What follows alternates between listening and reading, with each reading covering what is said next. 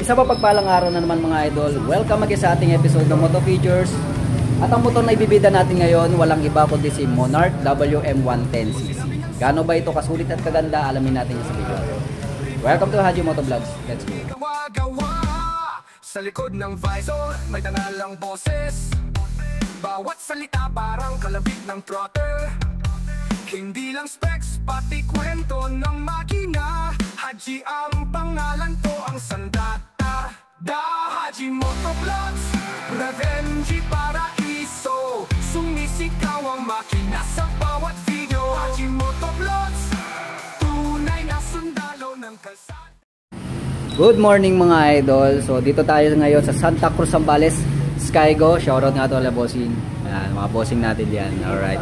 So dito tayo ngayon sa Skygo para makita tong Monarch WM110. So yung model niya is WM110 Underbone.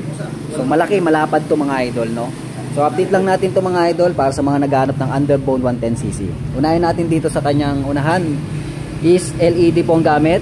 So para siyang projector pero LED po siya mga idol. So LED din, meron po siyang LED dito na daytime running light. Tapos dito naman sa signal lights niya is naka LED rin mga idol. Ang kulay nga pala nito mga idol, parang neon green. Okay, may green, may black. So combination niya talaga, napaka-colorful pagdating sa daan. Alright? Telescopic fork po sa harapan ng suspension niya mga idol, disc brake, two-pot caliper. Mags po ang gamit nito na may sukat na gulong na 2.50-17. Okay?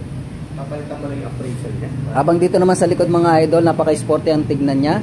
Sa kanyang taillight makikita natin yung kanyang gamit is ordinary bulb. Habang dito naman sa signal lights is naka ano po siya, LED na po siya mga idol. Tapos flexible pa siya. Naka-intact po yung sa kanyang rear. Back fender is yung plate holder, then yung kanyang reflector light.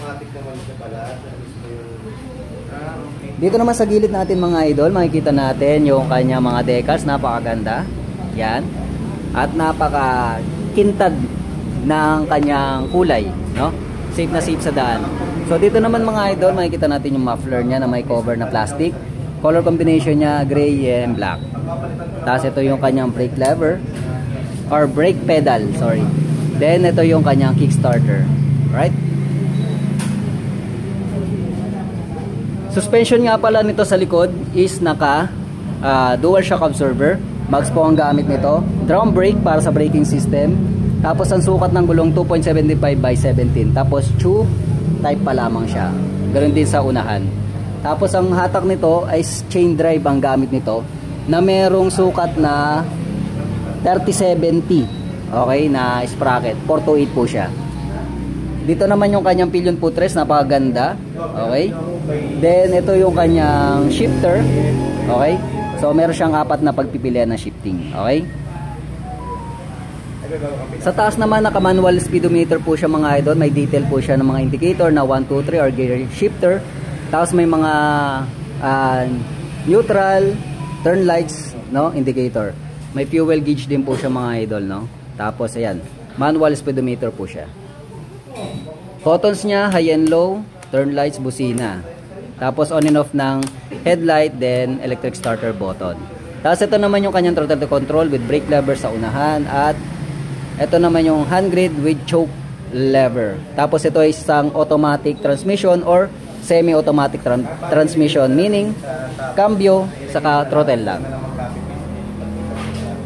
Okay, pagdating naman sa kanyang susian, makikita natin yung traditional key, pero meron po siyang shutter lock key. Alright? Ito naman yung kanyang seat na synthetic leather plane. Okay, dito sa dulo meron siyang stitches. Okay? So yung pag-usapan naman natin ng kanyang price regarding sa cash and installment niya mga idol. Okay, ito na yung presyo niya. Monarch WM110. Meron po siyang promo na no down payment mga idol. Ayan yung mga terms niya. Tapos ang cash nito is 55,000 pesos. Okay? So meron ka ng Monarch na underbone nito mga idol.